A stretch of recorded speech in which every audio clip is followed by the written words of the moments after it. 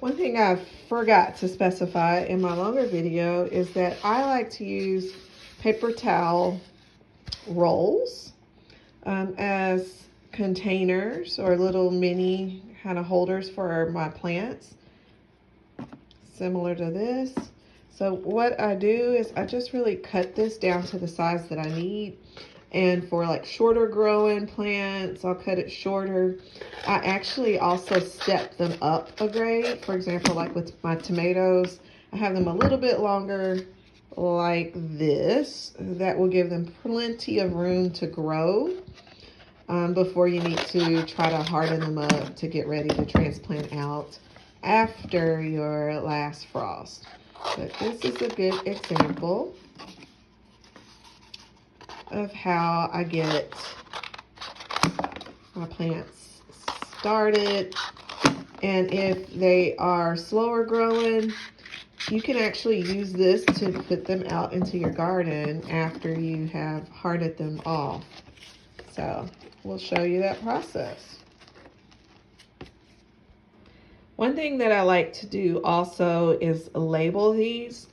I'm not really sure what I'm going to put in this container yet, so I won't label, but just for the sake, I know I want to put some more cayenne peppers out.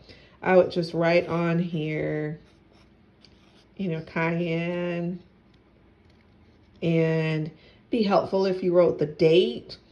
So for today, I will just put the date. That way, you know when you actually planted these and about when they should be germinating.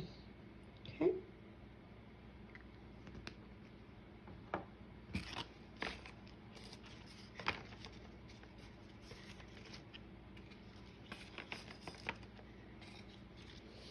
I like to try to fill them up so that they're really compact and there's not a lot of like empty space in between.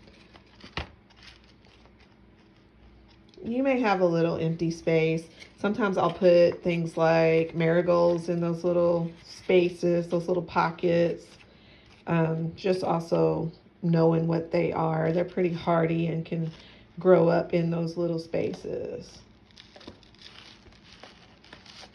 So the last thing you would do is add your soil and then add in your seeds.